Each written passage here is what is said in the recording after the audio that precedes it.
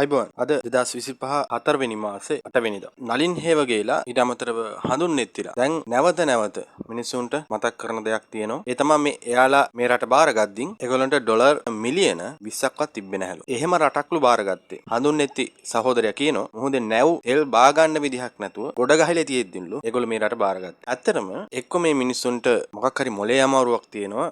මොකද මිනිස්සු නූගත් මෝඩයි කිසි දෙයක් මුන්ට මතක හිටින්නේ නැහැ කියලා. නැත්නම් අර ප්‍රභාකරන්ගේ තියරි අනුගමනය කරනවා. ප්‍රභාකරන් කිව්වනේ සිංහලයට මතක තියෙන දවස් 7යි කියලා. ඒක නිසා මං හිතන්නේ ඒ කන්සෙප්ට් එක තමයි මේ පාවිච්චි කරන්නේ. අර ගොබෙල්ස් තියරි දාලි වලලා මේ මිනිස්සුන්ට නැවත ඒකම කියලා නෑ. අපි තමයි මේ රට බංකොලොත් භාවයෙන් ගොඩගත්තේ කියලා. මේ මිනිස්සුන්ගේ ඔළුව වලට දාන්න තමයි හිතන්නේ. මෙව්ව ඇත්ත කියලා පිළිගන්න මිනිස්සු ඉන්නවා. මේ රැස්සින් වලට ගිහිල්ලා අපි දැකලා තියෙනවානේ. මේ අයියෙන් අප්පුඩියක් ගහන්න කියන නලින් හේවගේ අපි ඩොලර් මිලියන 20 තිබිලා දැන් ඩොලර් මිලියන 6000 ගණක් වෙනකම් මේක ගෙනල්ලා තියනවලු. අප්පුඩිය සද්දෙත් මදි කියලා නලින් හේවගේ කියනවා. ඉතින් අතන ඉන්නේ මිනිස්සු අයියෙන් අප්පුඩි ගහනවා. මේ මිනිස්සු හිතන්නේ මේක ඇත්ත කියලානේ. හරක් දේශපාලන වශයෙන් හරක්. ඔය මිනිස්සු නිසා තමයි හරියට අපිට මේ රටේ ආර්ථිකය ස්ථාවරව පවත්වාගෙන යන්න බැරි වෙලා තියෙන්නේ. මොකද මොකක් හරි රැල්ලක් හැදිච්ච ගමන් කාලෙන් කාලට රැල්ලට ගිහිලා ඡන්ද දෙනවා. කිසිම දේශපාලන දැනුමකින් නෙමෙයි මේ ඡන්ද දෙන්නේ. අතරම 2024 ඔක්තෝබර් මාසේ වෙද්දී මේ ජනාධිපතිවරණයට කලින් රටේ නිල සංචිත ඩොලර් මිලියන 6472ක් තියෙනවා. මේ රනිල් වික්‍රමසිංහ අනුර කුමාර දිසානායකට රට බාර දෙද්දී මම කියනවනේ මේ මහ බැංකු නිල වාර්තාවල තියෙනවා ඔයාලට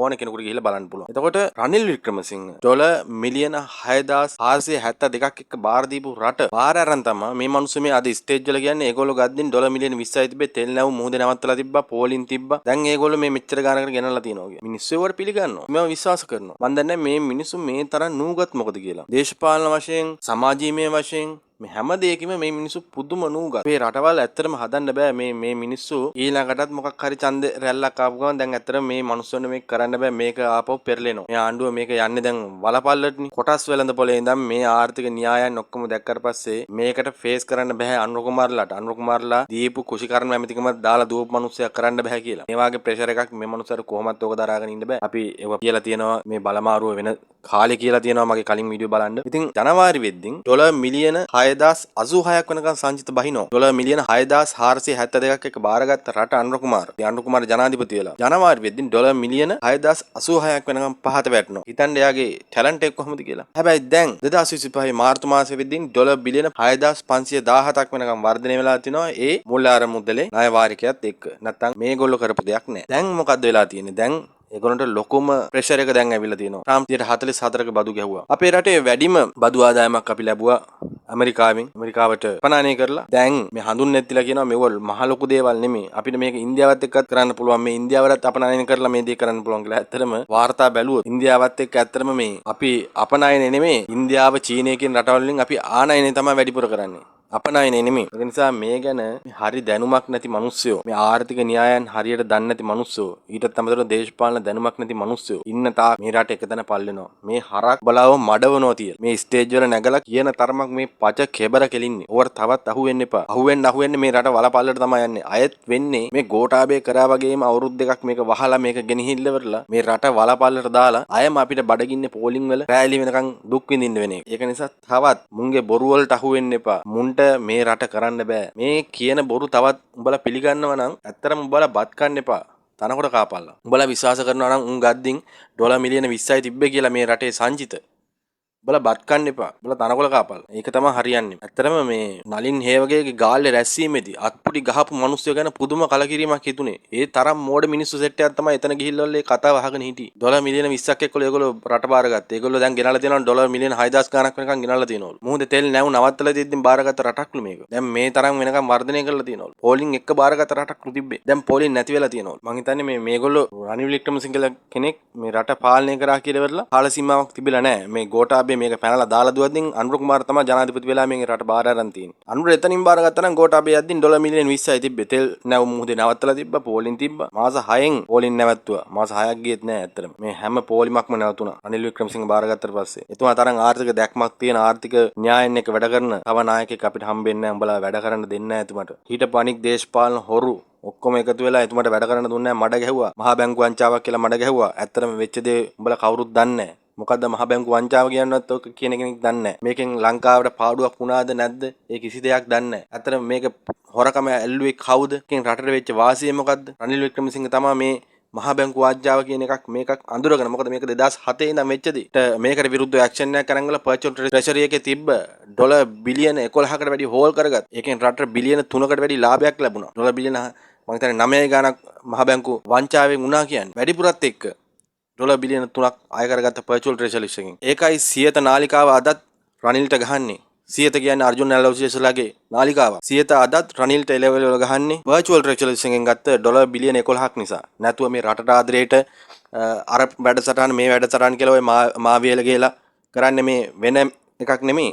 මේ කරන්නේ ඒ කේන්තියට උන්ගේ තිබ්බ සල්ලි ගත්ත කේන්තියට මේ ගහන එකක් කරන රනිල් වික්‍රමසිංහට. දේශපාලනේ නොදන්න හරක් හැමදාම එක එකගේ කීම් වලට අහු වෙනවා. මහරජා සිරස අදරත් රනිල්ට එලෙවලව ගහන්නේ වෙන මොකවත් නෙමෙයි. ඉල්ලපු മന്ത്രിකම් තමන්ගේ නාලිකාවේ එවුන්ට ඉල්ලපු മന്ത്രിකම් රනිල් වික්‍රමසිංහ දුන්නේ නැහැ කියලා. ඒ කේන්තිය රනිල් එක්ක අදරත් තියෙන්නේ. දේශපාලන ඉතිහාසයක් නොදන්න මිනිස්සු ඇත්තටම හිතනවා මේ රනිල් වික්‍රමසිංහ මේ දේවල් කරා කියලා. තමන්ගේ ඉන්න ගේත් ඉස්කෝලේට ලියලා දීපු.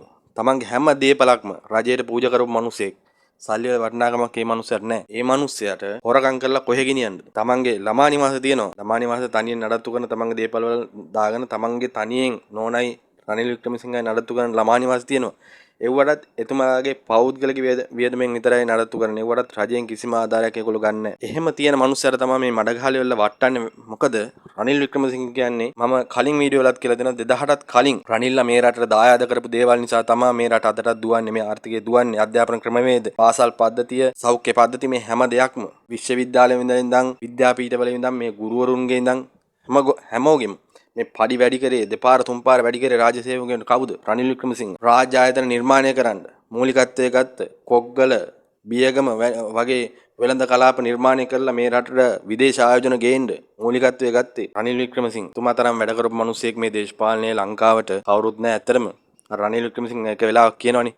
තමුත් ඒකම තිබ්බා විද්‍යාලයක්. ඒකට ආව අනුර කුමාර දිසානායක කියලා වෙරලා ශිෂ්‍යෙක් මම අධ්‍යාපන ඇමති වෙලා ඉදින් ඒක මධ්‍ය මහාවිද්‍යාලයක් කරා. ඊට පස්සේ ඒකට බිල්ඩින් හදලා දුන්නා. තමුත් ඒකම ඉස්කෝලෙන් ඉගෙන ගත්ත අනුර කුමාර දිසානායක ජේ.ආර්. ජයවර්ධන මහත්තයා හදපු කැලණිය විශ්වවිද්‍යාලයෙන් ඉගෙනගෙන ජයවර්ධනපුරට ගිහිල්ලා ජයවර්ධනපුර මහා විශාලවට හදලා දෙන පාර්ලිමේන්තුවට ගිහිල්ලා එතුමා කියනවා කියලා නැගිටලා අවුරුදු 76ක් තිස්සේ මේ රටට කිසිම දෙයක් වෙලා නැහැ කියලා. ඉතින් මොඩ මිනිස්සු ඒවා පිළිගන්නවා තවමත්. ඒකයි ඇත්තටම වේදනාව කලකිරීම මේ මිනිස්සුත් එක්ක මේ දේශපාලනය කරන්න වීම මේ නූගත් මිනිස්සුත් එක්ක තමයි අපිට දේශපාලනය කතා කරන්න වෙලා තියෙන්නේ. රනිල් වික්‍රමසිංහට 2000න් පස්සේ ඇත්තටම මේ ආර්ථිකයත් එක්ක වැඩ කරන්න හම්බුනේ නැහැ. මොකද මේ රට 2000න් පස්සේ ඔයගොල්ලන්ගේ මේ නූගත් දේශපාලන දැනුමක් නැතිකම නිසාම ආර්ථික න්‍යායයන් එක්ක රට පාලනය කරන්න දන්නේ නැති මිනිස්සු පත් කරලා මේ රට හෙම්බත් වෙලා හොම්බෙන් යන වෙලාවේ තමයි 2000න් පස්සේ රනිල් වික්‍රමසිංහන හැම වෙලාවකම මේ රට බාර ගන්න හම්බෙන්නේ. ඇත්තටම ඒත් විධායක බලතලත් එක්ක නෙමෙයි රනිල් වික්‍රමසිංහන හම්බෙන්නේ. හැම තැනකම ලිමිටේෂන් එක්ක තමයි රනිල් වික්‍රමසිංහන වැඩ කරන්න හම්බෙන්නේ. හැබැයි මේ හැම වෙලාවකම ආර්ථිකය ගොඩ දාලා මේ රට යම්කිසි ස්ථාවර මට්ටමකට ගෙනාපු ගම ඔන්න රැල්ලක් ඇවිල්ලා මිනිසුන්ට කැසිල්ල හැදිලා කොහෙවත් ඉන්න එකෙක් බලයට ගේනවා. බලයට ගෙනලා ඌ රට කෑවට පස්සේ ආපහු බයින ඔන්න රනිල් වික්‍රමසිංහලත් එක්ක එකතු වෙලා තමයි රට කාලා තියෙන්නේ. රනිල්ට කිසිම වෙලාවක වැඩ කරන්න දුන්නේ නැහැ. ඇත්ත කතාව ඒකයි. රනිල් වික්‍රමසිංහ අනිවාර්යෙන් අය සැප්තැම්බර් මාසේ මහා පුටුව බාර ගන්නවා. ඒකට අනිවාර්යෙන් වැඩ කටයුතු සිද්ධ වෙනවා. ඉතින් දැම්වත් මිනිසුන්ට මොලේ පෑදෙන්න ඕනේ. ඇත්තටම මේ රට ගොඩ ගන්න පුළුවන් කාටද? අපි ඉල්ලුවේ අපි මේ චන්දර කරුණුත් කිව්වේ අවුරුදු 5ක් රනිල් වික්‍රමසිංහට බලය දෙන්න. මේ බලය මේ තියෙන විදිහටම තව අවුරුදු 5ක් කරන්න දෙන්න. එතුමා ඉල්ලුවේ අවුරුදු 4යි. කවුරුත් එතුමාට කරන්න දුන්නේ නැහැ. මේක විකුණනවා කියලා කෑ ගැහුවා. මේ රාජ්‍ය ආයතන ඇත්තටම රාජ්‍ය ආයතන වල හිටපු මිනිස්සු විතරයි ඒ වගේ විකුණනවා කියලා කෑ ගැහුවේ. සාමාන්‍ය මිනිස්සු නෙමෙයි. මේ රාජ්‍ය ආයතන පුළුල් කරන්න අපේ රාජ්‍ය ප්‍රසාරණය වෙන්න අපි ගෙවන්න තියෙන බදු මුදල් ණය මුදල් මේවා ආයතන නඩත්තු කරන්න ගෙවන්න වෙනවා අනිවාර්යෙන්. අපිට කිසිම වෙලාවක නැගිටීමක් නැහැ. ඩොලර් බිලියන් ගණන් ඔය ආයතන පාඩු වෙන්නේ. ඉතින් මේ හැම දෙයක්ම ප්‍රතිව්‍යුහගත කරලා මේවා පෞද්ගලීකරණය කරලා මේක සිංගප්පූරුවක් තමයි කරන්න හැදුවේ. මේ වැඩසටහන කරන්න දුන්නේ නැහැ. අද ඒ කෑ ගහපු මිනිස්සෝ එකෙක්වත් අනුර කුමාරලා මේවා කරන්න හදද්දී විකුණනවා කියලා කෑ ගහන්නේ නැහැ. ඒතකොට අනුරලා මේ උගන්වපු මිනිස්සෝ තමයි මේ නුගත් මිනිස්සෝ තමයි හැමතිස්සෙම මේ වෙලාවේ කෑ ගහුවේ. ඉතින් ඒක නිසා අපි විශ්වාස කරනවා මේ සැප්තැම්බර් වලින් පස්සේ ආයම මොලේ පෑදිලා රනිල් වික්‍රමසිංහට ආයම අවුරුදු 5ක් බලය දෙයි කියලා වරලා අපි බලාගෙන ඉන්නවා. අපි බලාපොරොත්තුෙන් ඉන්නවා. දිගටම දේශපාලනෙත් එක්ක ඉන්න කතා කරනවා. වැරද්දට වැරදි කියනවා. හරි දෙයට හරි කියනවා. හරි කියනවා. අපි අනුර කුමාරට ස්තුති කරා රනිල් වික්‍රමසිංහගේ concept එක මෙච්චර කාලයක් හරි ගෙනාපු එකට. හැබැයි එතුමාට මේක කරන්න බෑ කියලා අපිට පේනවා. මේ රටේ අලුතෙන් එයාලා කරපු දේවල් නෑ. මේ රනිල් වික්‍රමසිංහ කරපු දෙයක් තමයි අපි කරා කිය ඒගොල්ලෝ තාමත් පෙන්වන්නේ. අපි බලාගනිමු. තව බොහොම පොඩි කාලයයි තියෙන අනුර කුමාරලාට මේ රටට අඩුම ගානේ මතක සීවරණයක් විදිහටවත් මේ ජේ.ආර්. ජයවර්ධනලා විශ්වවිද්‍යාල හැදුවා විවෘතාර්ථයක් ගෙනාවා.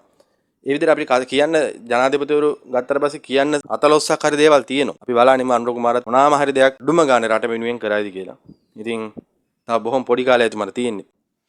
අපි ඊළඟ වීඩියෝ එකකින් හම්බෙමු. ඔයාලා ඔක්කොටම ජය වේවා.